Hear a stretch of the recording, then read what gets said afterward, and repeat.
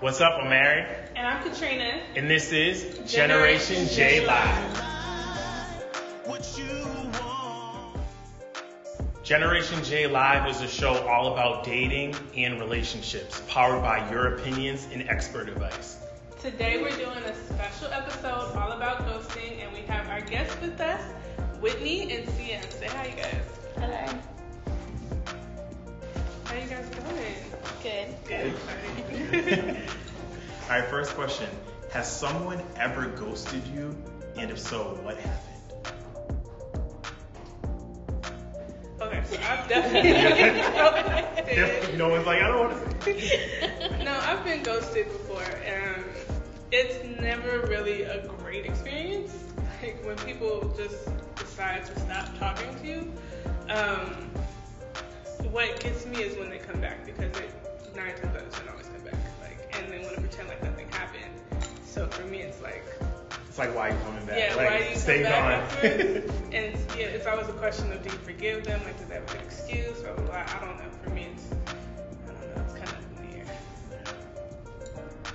Yeah, I've definitely been ghosted before, but I don't think it was anybody by anyone that I was really that attached to, so it wasn't sort of as hurtful to me as it may have been to other people. Once in a while they'll come back, but usually like if I haven't really established much of a connection or relationship with the person anyway, I tend to ignore it because I feel like there's a pattern coming on and I don't want to play into that or be a part of that. So it's never fun, but at the same time, I've been fortunate to sort of move past it pretty quickly. Absolutely. Okay. So have you ever ghosted someone? Have I? Yeah. Yes. Why? What made you ghost someone? Sometimes you have to protect your mental health, and sometimes you just know that interaction with somebody is not good for you.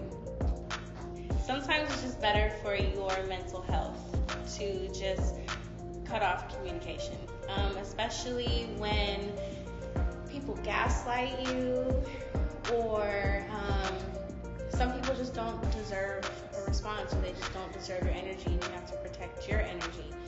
And I don't want to, I guess you could say some people deserve it. I don't know. It depends on the relationship. Obviously, if you have a deeper relationship with somebody, that would be a really inconsiderate thing to do. But if it's something light and casual, I don't really think you always, people don't always deserve or need an explanation. That's true. And that leads right into, when do you think ghosting is justifiable? So for me, it was pretty similar to what you said. If you're doing problematic things, if you have really toxic behaviors, then, especially if I've expressed a certain behavior is like unacceptable, like if you're doing something repeatedly that I've asked you not to do, and you keep doing it because you think it's cute, probably gonna cut you off. I agree 100%. For me, it tends to be about commitment. If we've had the commitment that we're going to communicate at certain times or in certain ways, or if we've committed to going out and doing something and then you don't confirm with me and then or you don't get back to me and something like that. So anytime that commitment is broken, I feel like I don't need to respond, if they don't, it's one thing if they're like texting me with their explanation and apology, but it's another thing if like the text revolves around not acknowledging that broken commitment, and then that's certainly not something I'll respond to. So once that's kind of broken, I'm done. Yeah, I agree. And to go off of Whitney, I feel like if we're close and we have that relationship, like to just go out and to stop talking, that is crazy to me. But if you don't know the person that well and you decide that this is toxic and I want to be around them, I can understand that too.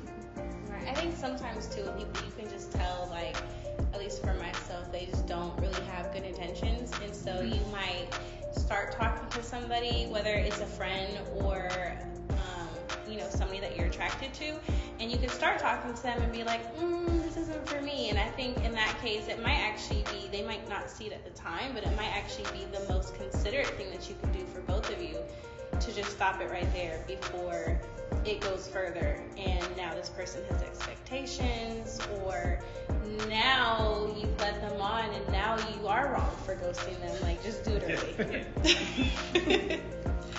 I remember there was a guy when I was in college.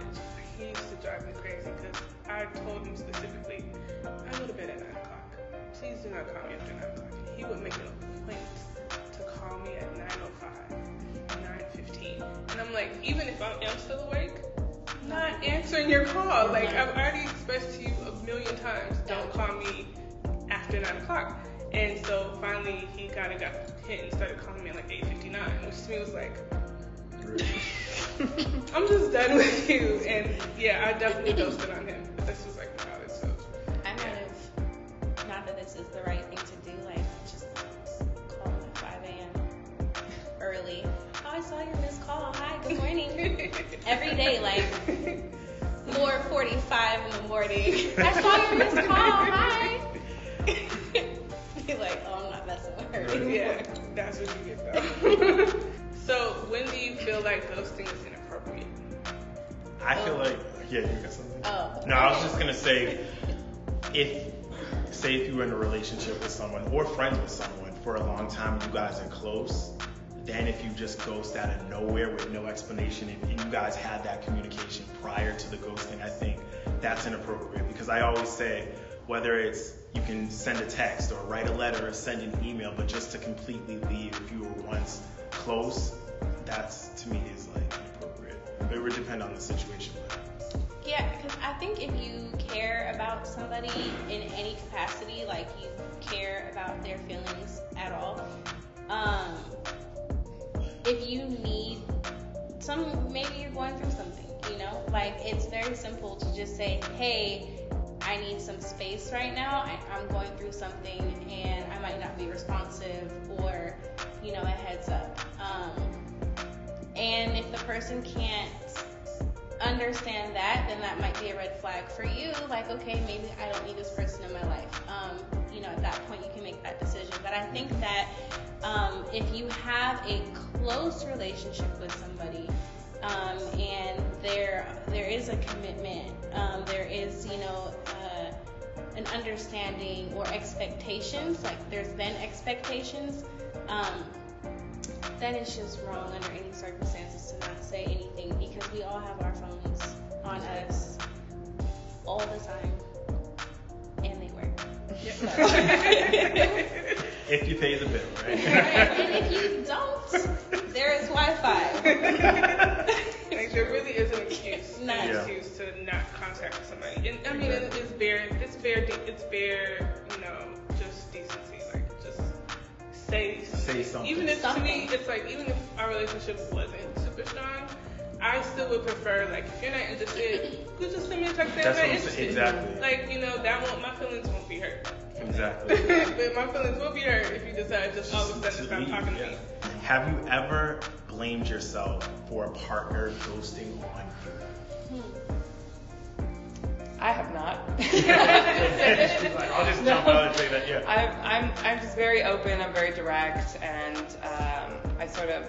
I like to have the same. I know that's not possible for everyone. Not everyone has those communication tools. I am probably direct to a fault for some people. So, it's cancer. But yeah. So I've never blamed myself. And in fact, same thing. Like, you never know also what people are going through. Sort of to our last point. So, if I don't know someone that well and they've ghosted me, I don't try to jump to too many conclusions about them. Who knows what they were going through, and maybe we didn't have the same expectations going into that, and that's also communication error. But yeah, I don't usually blame myself, and I try to avoid it. Like, I try to be the person who's like, hey, this just isn't working out for me. Sorry. Move on. I don't know if I've ever blamed myself. Well, no, let me take that back. I'm sure there has been some cases where I was like, oh, it's because I did something problematic. Because to be honest, I've had problematic moments where, I have done something or said something or been too eager or, too excited and it turns people off. So I won't say that I've never blamed myself for it, but I do feel like it just works better when you just say something so that I can kind of clear or aware, okay, what you did there or what I'm doing right now is creepy. Stuff. I don't think I've ever blamed myself, but I think that it's a natural human response to go through different emotions or feelings about it. Like, at first, depending on your relationship with the person and your expectations, at first it might be, are they okay? And then it might turn into, did I do something? Not that I was wrong if I did, but not to blame yourself, but is there anything that I can tell that I might have done that might have pushed them away? And then it, might turn into anger, and you might go through a wave of emotions, and I think it's important to know that that's normal. I think it's unhealthy to think that we're supposed to just have this magical armor of self-esteem that says we never feel insecure about anything. But just, you just kind of think about it and no. Yeah. I mean, I've definitely had that experience where I've gone through all the stages of grief around a relationship ending. And, or ending in that way where somebody just kind of disappears on you.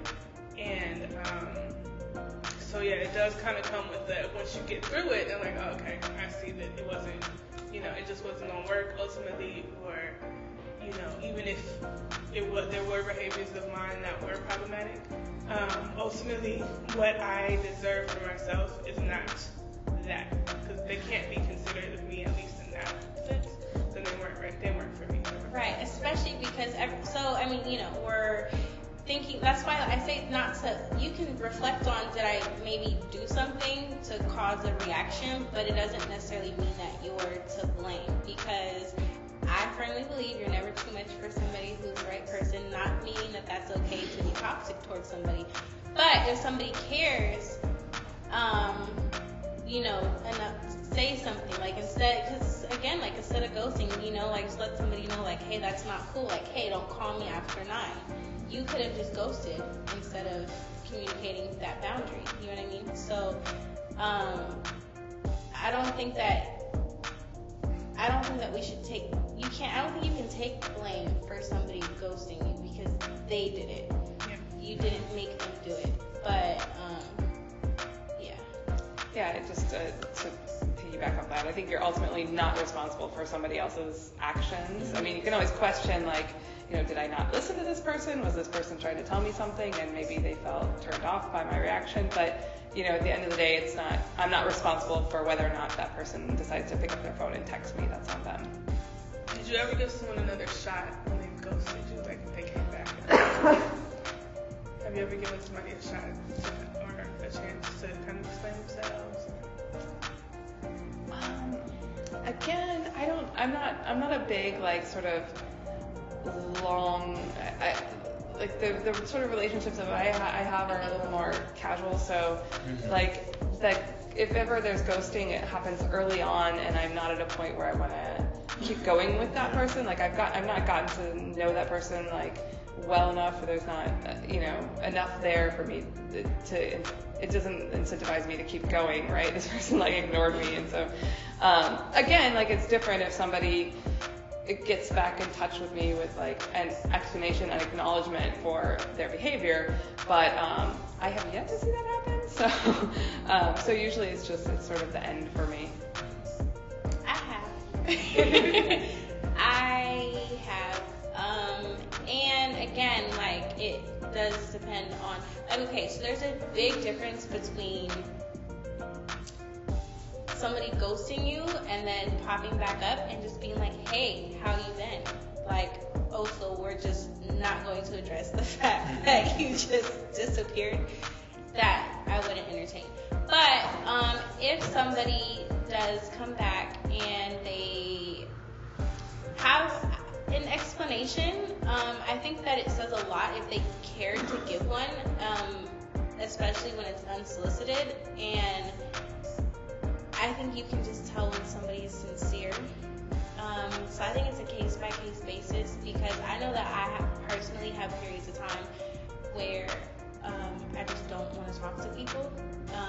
Maybe, I could be dealing with anxiety, or I could be really stressed out, and sometimes it's just too much going on and you just can't respond. So I think I'm empathetic to that, and I think it's all about their explanation, and is it sincere, and I can usually tell if somebody's lying. So yes, I have, but again, it also depends on if I care about that person. Because if I don't, I might not care what you're doing either. Then it might not be my problem. But yeah, I have. But it's case by case. I have, especially recently, such a soft heart, and I don't know where it has come from. I have definitely been the person to entertain a, hey, what's up? And also a, sorry, I was going through such and such and such. I think I give people a certain amount of rope, I guess, to kind of show who they are. And if certain behaviors are repeated, so let's say you ghost one time, come back, I give you a second shot, and then you do it again, then after that it's a wrap for me. And then you probably can come with whatever excuse you want to come with, and I'm not going to try and hear you. I'm blocking your phone number. I'm pretending you never existed. But I do try not to jump to conclusions, because I kind of want to see where this goes. And it's also kind of been to my detriment, so it's something that I'm trying to stop doing. And just kind of letting them show me the first time, okay, you don't show me enough consideration, I need to just cut you off. Would you treat a friend who has ghosted you on the same way you would treat a lover who has ghosted you? Yes. But I think that's because I hold somebody that I'm in a relationship to the same standard as my friends, and that's because I have some amazing friends, and I feel like if they can do this, it's disrespectful to them for me to allow you to do this to me. I'm not going to lower the bar for you. And so, that said, it's not even me necessarily holding my friends to the same standard as a partner, but it's more so I'm going to hold my partner to the same standard as my friends. And if I know my friends wouldn't do this to me, then it's like a real check on yourself. You can really say, if I love myself, I wouldn't tolerate this treatment because my friends don't even do this to me. And if my friend does it, then it's not okay for you either.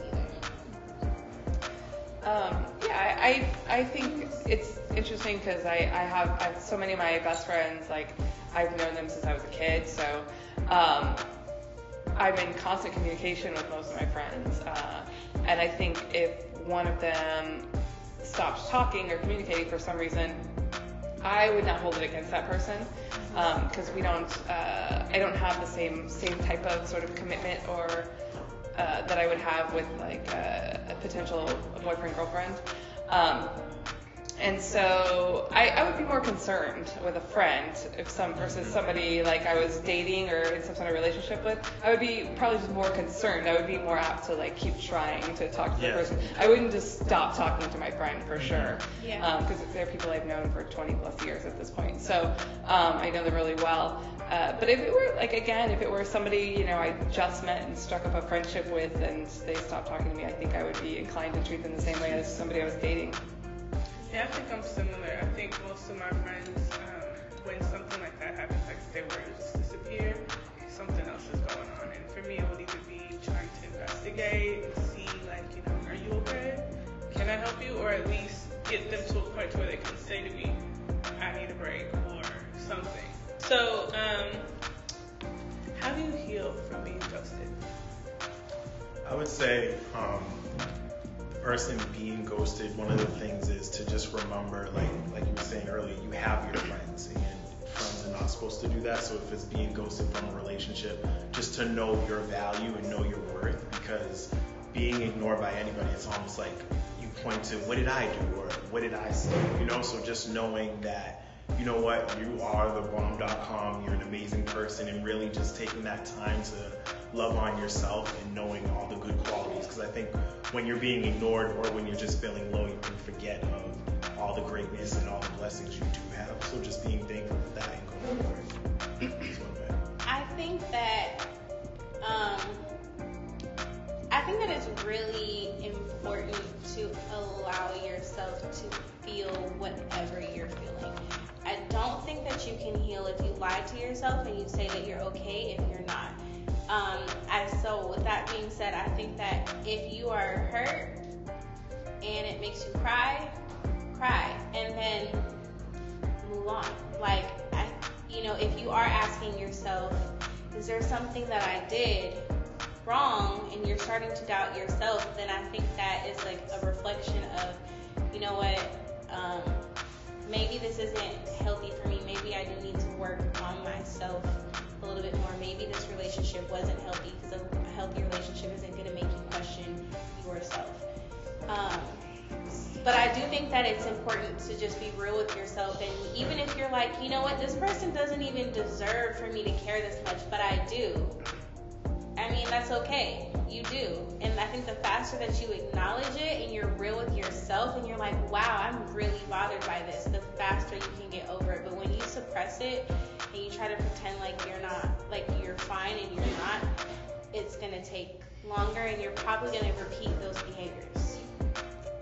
I agree. I think when it comes to healing, being at least giving yourself time to kind of be honest with yourself and be clear about what happened and what you're feeling is definitely like necessary. Definitely something that you should do. I feel like for myself too, this is kind of when I do lean into friends. And I do lean into like people who I'm close to, because that's a support system that does kind of help be that reminder, like, oh yeah, but you're good. Like, it wasn't you. It's not your fault. Things like that. So for me, having a support system there is really helpful. What are some behaviors that you have seen or given when someone or you is likely to ghost? So in this question, it's like, when you know, okay, you can kind of read sometimes some of the signs that someone gives when they're ready to go, or when they're not fully invested, they're not fully interested, and then also sometimes if when the shoe's on the other foot, when we feel like, okay, this may not be it. What are usually some signs or some things that pop up and give kind of like that warning, like this may not last? When they start giving you 2-word answers, or 1-word answers, or taking forever to respond, longer than usual. Like, if you know that this person is available, and like you know their schedule, you know they're available, and you just know they're just choosing to not respond, or things like that, and they just don't, or like they open the message and like take forever to respond, and then when they do, it's still like 2 words, then it might just be time to ghost them first. Yeah, they're leaving you on red. To me, that's hella disrespectful. Don't leave me on red and just let it sit. Right. No, that's no. I really dislike vague answers. It's always like a red flag to me when I ask for something specific and I get a vague response back. Things that like are left up to interpretation is it's just not fair to me that I don't know how to interpret this person's answer, or if I try to get clarity and you keep getting the same thing, and you don't really know what this person is saying, and sometimes like that can be you just have different communication styles, and they're not meshing, and then sometimes it can be just the other person not being considerate of you and your time. So that's always a red flag for me when I don't just never understand what the other person's saying. So like, for me, like when I know I'm about to ghost on somebody, it's generally because something very problematic has happened. There's been times when like I've ghosted on someone because they lied to me about something really serious, or felt or I felt unsafe around them. Like I felt like they were doing things or their actions were going to harm me in some way. And in those cases, I don't feel bad about it. It happens because I like you said earlier, I need to protect myself. I need to protect my mental health. I need to protect my physical health. And if I think that you're problematic, probably not going to reach out again. And so for me, that's a big sign. If I see big red flags that show that I'm in some kind of danger, then I'm probably going to disappear. I think for me, like if I'm going to ghost somebody, instead of just like ghosting, it'll be like, you know, if they say something to me and I'm just like, okay. Because I'm trying to give you a hint that like I don't want to talk. So then at that point, like I'm going to let you ghost yourself because I'm not being really responsive, which is why when people are, like you said, very vague answers, like if you're like, oh, how was your day? And they're like, it was okay. I'm probably just not even going to respond because to me, you don't want to talk. Because we all know how to carry conversations. We can carry conversations. Like, I don't care if you're the most introverted person ever. If you want to talk to somebody, you will. And if you want to keep a conversation going, you will. So if you can just tell that a person's not really, like, you know, and it might just be like, you know, just give them their space. Maybe if you push too much when they're giving you vague answers, that will cause them to ghost you because they're like, dang, like I'm trying to give you a hint. I'm not really, you know, I don't really want to engage right now, but now I have to ghost you because you won't stop. So I think, and that's also a matter of respecting people's boundaries and personal space because people, I think we have such senses of entitlement where we feel entitled to people's time and their space and their energy. And we're really not. Like, to be honest, you could be in a relationship with somebody for a year and you're still not entitled to anything of them. And so when people are vague with you, that could be a polite precursor to just leave me alone, you know? So maybe sometimes we force it on ourselves.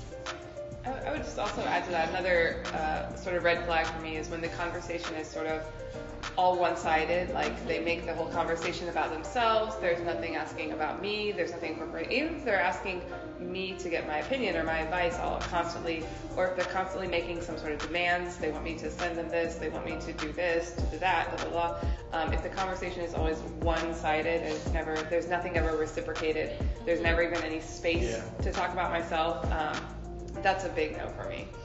And then I think if that happens, you're not wrong in ghosting them because it's like, well, I'm just going to go ahead and exit out this conversation and you're not even going to notice because you were never really talking to me anyways. You were talking at me. I think if there's ever been a reason to dislike text culture, I think that's my big one. Because I've found that with a lot of people that I've tried to have conversations with, they don't know how to have a conversation through text. They don't know how to ask a question.